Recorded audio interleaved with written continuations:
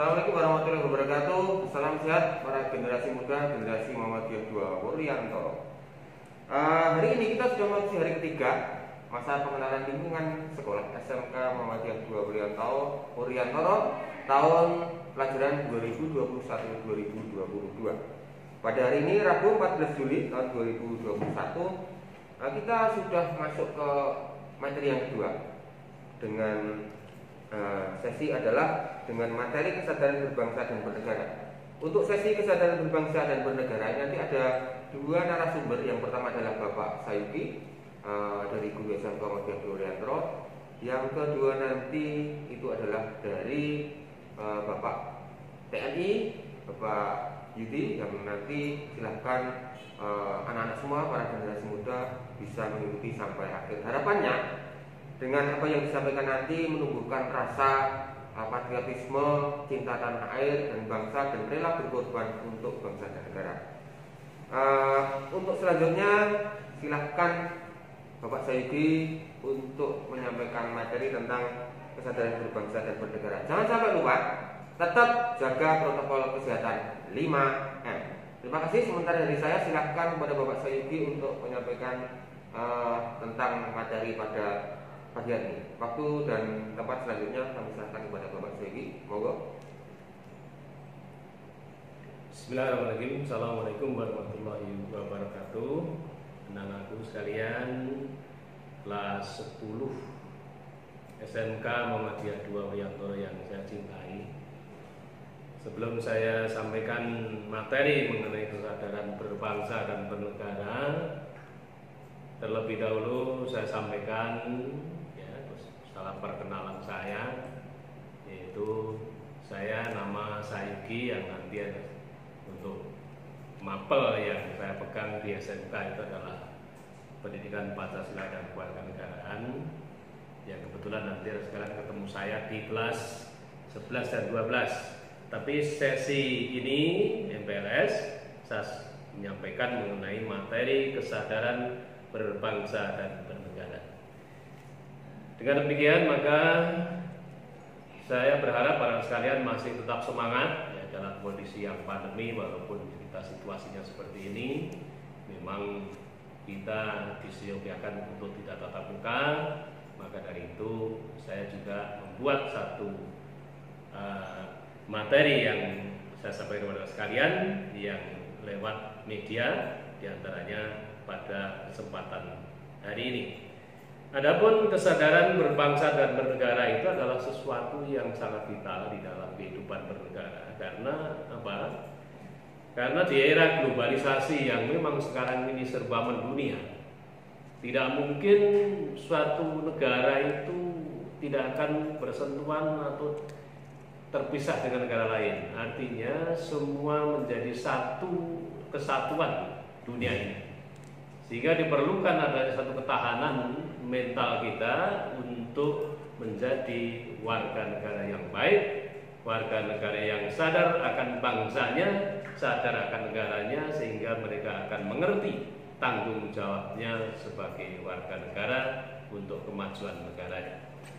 Kemudian berbagai masalah yang berkaitan dengan kesadaran berbangsa dan bernegara ini memang sebaiknya kita harus melakukan satu tindakan-tindakan yang bisa menghasilkan nyata dalam hidup ini, tidak hanya angan-angan, tidak hanya slogan, tidak hanya cita-cita, tapi kita wujudkan dalam satu perilaku supaya kita betul-betul jadi warga negara yang baik. Di antaranya kita menghindari adanya sesuatu yang sifatnya destruktif atau kerusakan negara ini. Antara lain misalkan perkelahian pelajar, kemudian terjadinya permasalahan narkoba dan lain sebagainya. Kemudian berbagai masalah itu kita merujuk kepada amanat Undang-Undang Dasar 45 untuk menjaga memelihara negara kesatuan Republik Indonesia adalah diantaranya di sini jelaskan semua itu merupakan hasil aturan yang dibuat oleh pendahulu kita supaya kita proaktif selalu melaksanakan. Diantaranya adalah menunggu satu hasil nyata dari kita untuk menghasilkan prinsip hidup yang sadar akan negara sendiri. Adapun kesadaran itu diantaranya satu hubungannya dengan kesadaran bela negara. Jadi negara ini adalah merupakan organisasi yang di dalamnya itu ada warga negara, kita ini termasuk sekalian. Maka negara itu bisa tegak, bisa berdiri dengan baik kalau negara itu didukung oleh warga negaranya. Di antaranya mereka punya kesadaran bela negara. Karena bela negara ini merupakan satu usaha yang nyata apabila kita memang bisa menunjukkan negara kita dalam kondisi apapun, termasuk dalam kondisi pandemi sekarang ini. Anak sekalian, salah satu prinsip yang bisa tunjukkan dalam bela negara adalah kita sadar akan adanya protokol kesehatan. Karena memang ini adalah kita perang bersama-sama dengan adanya virus, yang virus itu secara visual tidak bisa kita lihat, jadi tidak bisa kita saksikan dengan mata. Maka segala perilaku semua warga negara di dalam menghadapi musuh virus ini, diantaranya kita disiplin di dalam protokol kesehatan. Selanjutnya, nilai-nilai bela negara itu harusnya lebih dipahami penerapannya dalam kehidupan masyarakat berbangsa dan bernegara. Antara lain, ya, di sini saya sebutkan pertama atau nomor satu nanti yang harus kamu perhatikan, yaitu cinta pada tanah air. Artinya apa itu? Artinya negeri kita yang Indonesia ini terkenal negeri yang kepulauan. Jadi pulaunya itu terdiri 13.000 pulau, kira-kira seperti itu. Kamu bisa bayangkan 13.000 pulau itu seberapa besar. Mengelola pulau yang sedemikian banyak ini dengan masing-masing penghuninya yang kita sebut dengan warga negara Indonesia itu, maka diperlukan adanya kecintaan kita kepada tanah air kita yang tercinta ini, supaya kita bisa melestarikan semua apa yang ada di dalam dunia Indonesia ini. Di antaranya kita cinta pada budaya, cinta kepada apa yang kita sebut dengan lingkungan dan seterusnya. Ini kita harus punya proaktif untuk menghasilkan itu. Yang kedua, yaitu kesadaran berbangsa dan bernegara sendiri.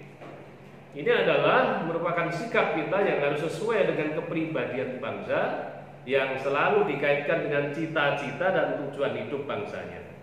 Jadi kita dapat wujudkan dengan cara mencegah perkelahian antar perorangan, antar kelompok, antar pelajar. Yang ini semua adalah mengganggu persatuan dan kesatuan bangsa ini. Karena terganggunya persatuan dan kesatuan ini, maka secara otomatis membuat negara ini tidak kondusif. Kalau negara tidak kondusif, efeknya, endingnya itu akan bermasalah di semua bidang. Baik itu di bidang ekonomi, di bidang politik, di bidang apapun, ya, di semua bidang yang menyangkut e-politics sebenarnya, ya, itu semua terganggu. Kalau semua terganggu, secara otomatis negara ini mengalami masalah yang memang akan mengarah kepada terjadinya permasalahan yang serius. Akibatnya adalah pembubaran negara. Yang ketiga adalah Pancasila.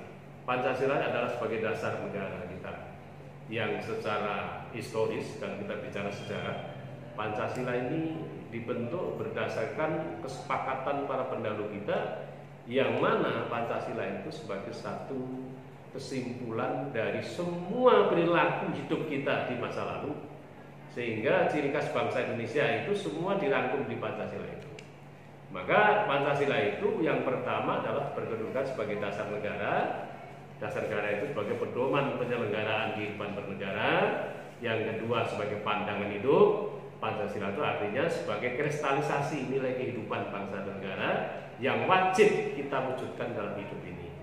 Sehingga banyak predikat yang ada di Pancasila itu, nah sekalian harus diperhatikan. Nanti kita lanjut di dalam pelajaran yang lebih detail. Ini sifatnya umum, dan nanti sekalian paling tidak tahu Pancasila sebagai pedoman hidup di dalam hidup bernegara, berbangsa, dan sehari-hari di dalam kita melaksanakan hidup ini.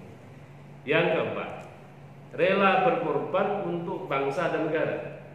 Kalau orang sudah yakin, ya, sudah merasa memiliki negara ini, kita sebagai bangsa atau sebagai warga negara, secara otomatis akan menimbulkan sikap rela berkorban untuk kepentingan bangsa dan negara. Ini secara otomatis. Contohnya kalau kita sekarang misalkan, yang ambil contoh yang paling gampang saja, Indonesia itu ya dalam ajang SEA Games umpamanya, ya, SEA Games itu kan banyak atlet Indonesia yang punya peran di situ. Nah, peran atlet itu memperjuangkan nama Indonesia di hadapan dunia.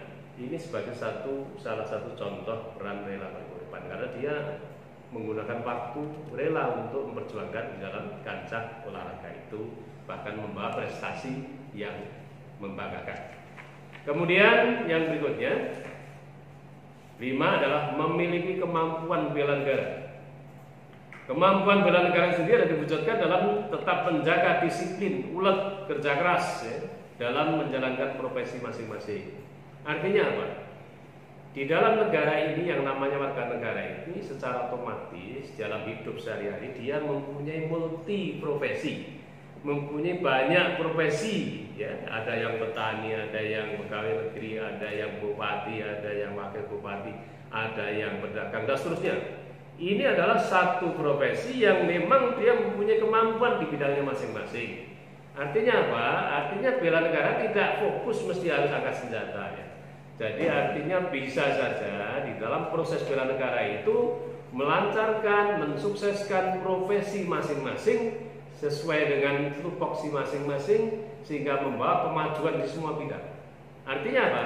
Artinya semua orang, semua kelompok yang ada di dalam negara Indonesia ini yang terdiri dari berbagai profesi itu, mereka akan melancarkan, akan mensukseskan semua profesi masing-masing, maka secara endingnya akan membawa negara ini dalam kondisi yang bagus, baik ekonomi, baik politik, baik pertahanan keamanan.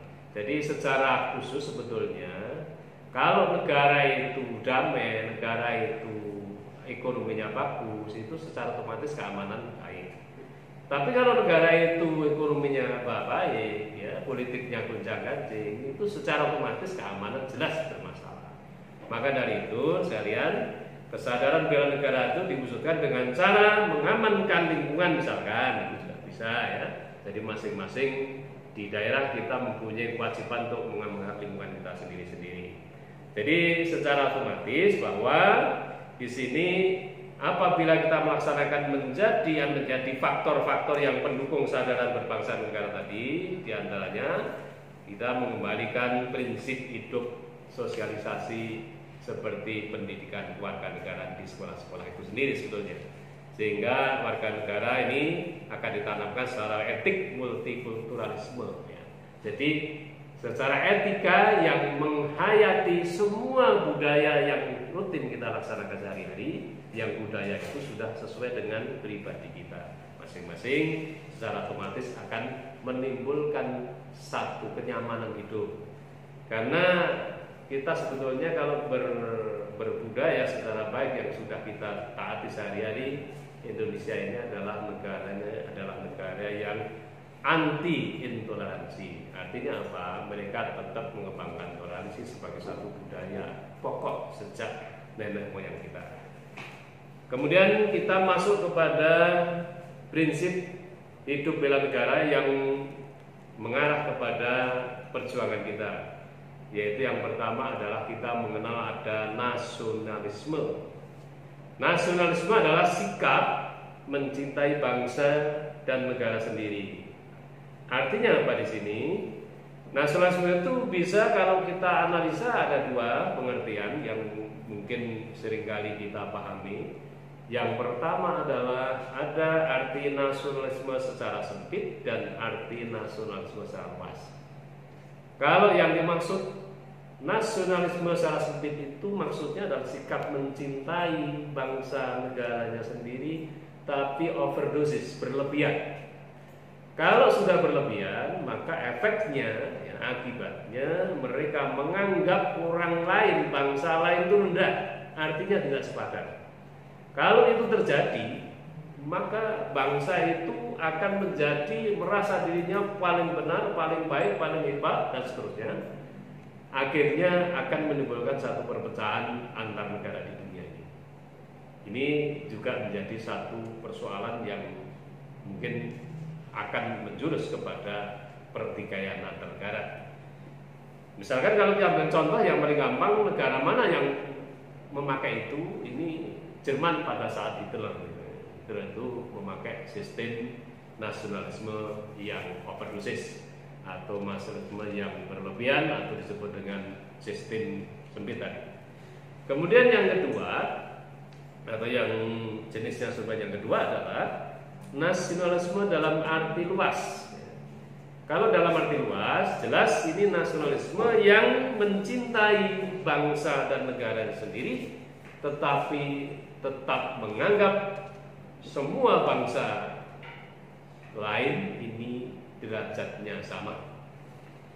Ini sesuai dengan ajaran agama kita, sudah jelas. Jadi semua yang ada di dunia ini yang bentuknya manusia itu sudah derajatnya sama. Yang membedakan adalah tingkat ketakwaan.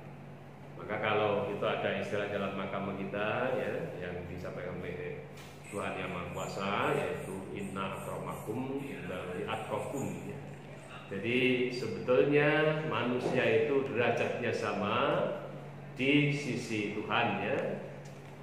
Tetapi Tuhan juga mengklasifikasikan, walaupun prinsipnya sama, tapi ada perbedaan yang prinsipil di sisinya, yaitu tingkat ibadah dan taatnya kepada mereka, yang sebenarnya takwa itu. Maka dari itu yang diharapkan oleh negara adalah nasionalisme dalam arti luas. Artinya apa? Nasionalisme bahwa kita cinta pada tanah air dan bangsa maupun negaranya, tetapi tetap menganggap bangsa lain itu sederajat dengan kita. Kemudian yang berikutnya adalah kalau kita bicara secara ilmiah sedikit, apa yang disampaikan oleh para ahli filsafat kita ya. Ini diantara lain kalau kita bicara dari Han Cohen itu dalam bukunya Nasionalisme, Age, Meaning and History. Ini dia menuliskan beberapa hal hubungannya dengan nasionalisme, antara lain ada dua hal yang dia sampaikan. Satu, yaitu nasionalisme itu bisa suatu paham yang berpendapat bahwa kesetiaan individu tertinggi harus diserahkan kepada negara. Artinya apa di sini? Artinya paham pendapat seseorang, ya, baik itu dalam arti individu maupun kelompok, bahwa mereka menganggap ya, apa yang menjadi kesetiaan individu itu lebih sempurna kalau semua secara kolektif diserahkan kepada negara, sehingga negara mempunyai peran yang sangat besar untuk menganalisis, melaksanakan, menerapkan, dan memberi contoh di dalam kehidupan nasionalisme. Jadi sekarang bisa melihat ya, bagaimana kondisi negara kita, bagaimana kondisi pemimpin kita, bagaimana kita harus bersikap. Ini kita harus berprinsip kepada nasionalisme dalam arti luas lagi. Kemudian yang kedua, kan Han Cohen juga menyampaikan bahwa nasionalisme bisa terjadi dengan adanya perasaan yang mendalam akan ikatan terhadap tanah air sebagai tumpah darah. Ingat bahwa pengikat persatuan itu karena hal yang sama, karena terjadinya hal sama. Contoh, misalkan orang itu bisa bersatu karena memang asalnya sama ya. Orang itu bisa bersatu karena tumpah darahnya sama atau domisilinya sama. Orang itu biasa bersatu karena tujuannya sama. Dan itu bisa kita wujudkan, bisa kita ambil dari hidup kita di negara Indonesia. Pertama, kita satu bangsa, kita otomatis menjadi satu. Yang kedua adalah kita satu warga negara yang terkumpul dalam ikatan negara ini, yang salah satu tujuannya sama. Secara umum di dalam kehidupan berbangsa bernegara ini kita memang mengenal Bhinneka Tunggal Ika. Ya, kalau dalam arti yang paling gampang adalah walaupun berbeda tetapi tak satu juga. Artinya apa? Artinya keberagaman di negara kita yang memang luar biasa banyaknya. Kamu bisa ambil contoh saja, misalkan dari budaya sudah sekian banyak budaya. ya, menghasilkan semua budaya ini akan diterapkan di kelompok masing-masing. Misalkan contoh ya, budaya Jawa itu dilaksanakan di Jawa, orang-orang Jawa misalnya itu ya. Sunda juga melaksanakan budaya Sunda, Batak juga melaksanakan budaya Batak, yang masing-masing kalau dilihat dari segi bedanya memang beda, tapi itu sebagai satu kekayaan yang luar biasa bagi kita. Bahkan bisa bersatu, menyatukan budaya dalam arti tidak mencampur adukan, tapi menyatukan, saling mendorong dan saling memberi support, menghormati juga budaya masing-masing suku. Maka sebelumnya kalau Bhinneka Tunggal Ika bisa kita ambilkan contoh, kita mengambil satu kesatuan dekorasi saja. Dekorasi itu akan terlihat indah, terlihat baik kalau warnanya bermacam-macam. Kalau cuma hijau saja, ya kurang bagus. Merah saja kurang bagus. Maka akan terjadi perpaduan warna yang bermacam-macam yang secara otomatis akan menghasilkan satu perpaduan kesatuan warna yang menjadi indah, menjadi baik, menjadi ya, segalanya itu terlihat secara rapi dan sebagainya. Itu kalau warnanya berbagai macam. Tapi kalau satu macam, ya itu monoton namanya. Tidak akan menjadi satu gerakan yang sifatnya menjadi kesatuan yang sempurna ya. Jadi ini satu contoh yang paling gampang kita bisa kenal. Kemudian berikutnya ada 3 hal yang harus kita lakukan untuk membina nasionalisme itu. Yang pertama, mengembangkan persamaan di antara suku-suku bangsa penghuni Nusantara. Jadi pengembangan persamaan di antara suku, jadi tidak ada sukuisme, tidak ada provinsialisme, tidak ada fanatik kedaerahan. Jadi kita membuat semua yang ada di Indonesia itu yang terdiri dari suku, dari etnis dan sebagainya ini adalah kita kembangkan persamaannya karena punya tujuan yang sama. Yang kedua, mengembangkan sikap toleransi.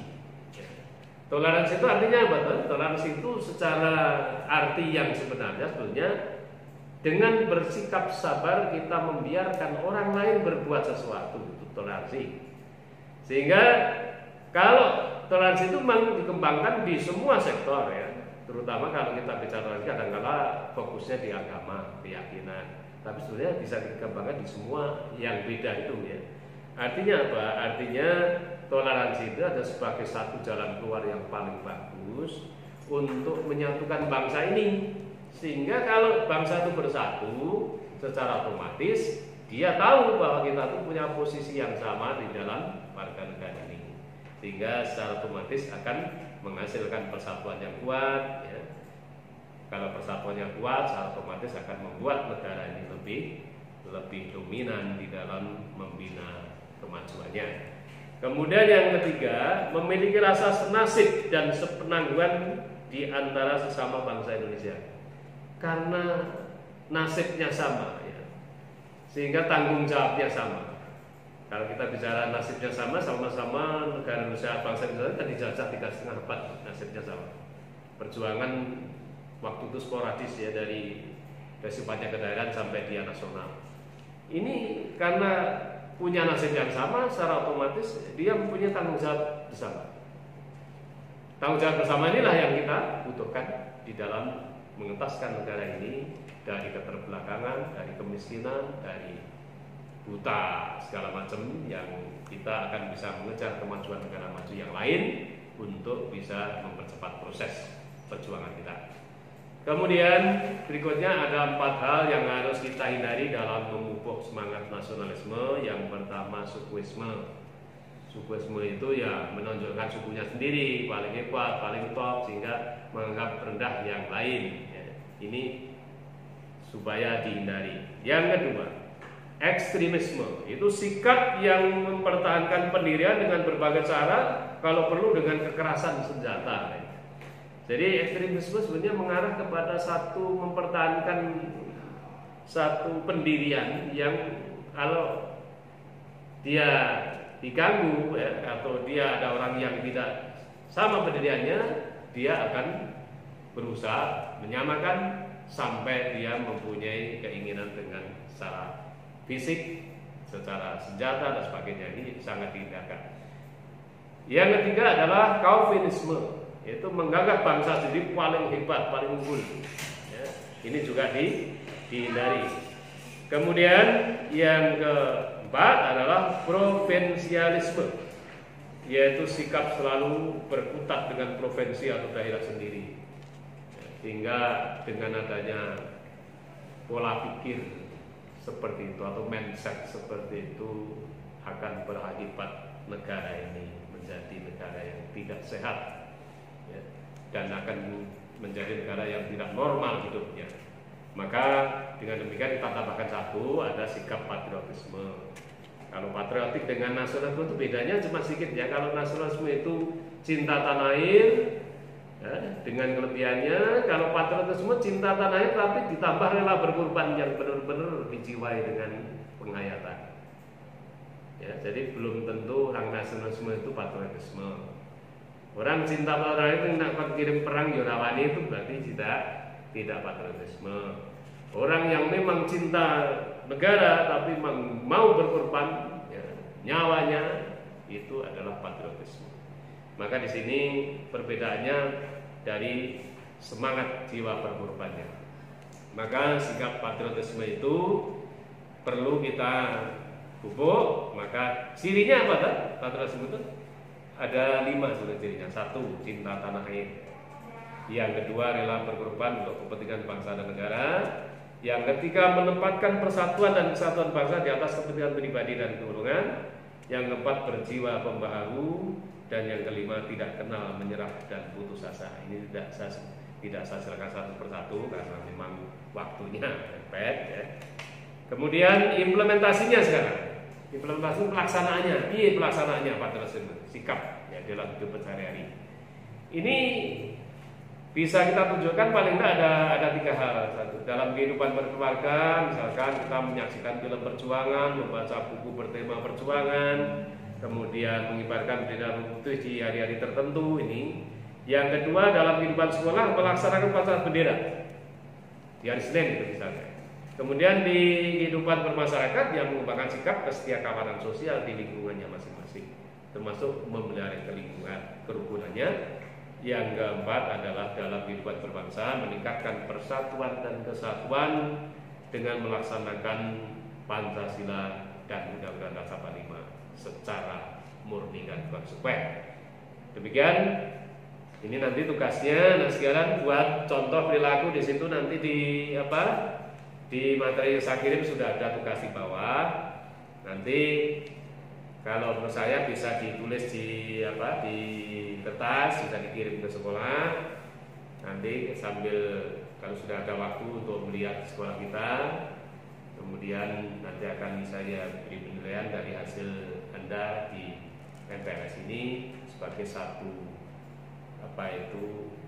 perbuatan yang nyata untuk Anda mengikuti materi yang saya sampaikan. Saya kira itu yang saya sampaikan, mudah-mudahan bermanfaat dan sekalian diharapkan menjadi generasi yang sadar akan bangsa dan negaranya, sehingga nanti bisa memikul estafet kepemimpinan yang kita akan lanjutkan sebagai satu bekal utama menjadikan negara kita yang negara yang lebih maju dari sekarang. Sekian, terima kasih. Assalamualaikum warahmatullahi wabarakatuh. Terima kasih Pak Sayuti yang sudah menyampaikan materi yang sangat luar biasa tentang kesadaran berbangsa dan bernegara. Terus terang, saya pribadi terbawa materi yang disampaikan dari Pak Sayuti tadi, menambah suasana hati saya, khususnya bisa menjadi lebih semangat untuk memahami bahwa pentingnya kesadaran berbangsa dan bernegara. Harapannya pasti dari anak-anak semua, para generasi muda, pada sobat muda semua bisa menambah dan menggugah kembali dengan apa yang disampaikan dari Pak Sayuti tadi. Yang mungkin kalau kita bisa dilihat apa yang disampaikan tadi, ada sedikit penyampaian namun sangat terasa di saat pandemi ini. Ternyata salah satu bentuk bela negara di masa pandemi itu adalah tetap patuh dengan protokol kesehatan, paling tidak paham dan bisa melaksanakan 5M. Yang pertama itu adalah memakai masker, kemudian yang kedua adalah mencuci tangan pakai sabun dan air mengalir, kemudian yang ketiga adalah menjaga jarak, kemudian yang keempat itu adalah menjauhi kerumunan, dan yang kelima adalah membatasi mobilisasi dan interaksi. Seperti itu selalu kami sampaikan kepada anak-anak semua, sobat muda, generasi muda, supaya semuanya itu bisa menjaga diri kita dan orang lain supaya tidak terdampak dari atau terkena dari COVID-19 ini. Kemudian mengingatkan kembali bahwasannya di awal dan di surat pemberitahuan kepada siswa bahwasannya salah satu yang perlu dipahami dan dilakukan dan penting itu adalah anak-anak semua itu menyiapkan resume atau mencatat hal penting di mana nanti akan ada tugas atau evaluasi dari bapak atau ibu narasumber atau materi. Itu nanti bisa dilanjuti dengan melaksanakan tugasnya, dan juga kalau mungkin perhatikan di link di deskripsi itu nanti akan ada penjelasan mengenai apa-apa tugas atau sesuatu yang lain yang mungkin sangat dibutuhkan atau informasi kepada anak-anak semua. Terima kasih Pak Saifi yang sudah menyampaikan materinya untuk sesi saat ini. Semoga sangat bermanfaat dan semoga dapat menumbuhkan motivasi kita dalam berbangsa dan bernegara. Itu saya selaku moderator yang memandu sesi ini. Kalau ada kurang yang mohon maaf. Terima kasih sekali lagi kepada Pak Saifi yang sudah menyampaikan materinya. Kalau ada kurang yang mohon maaf. Terima kasih. Wassalamualaikum warahmatullahi wabarakatuh. Salam sehat. SMK bisa, SMK hebat, SMK bisa hebat. Jos.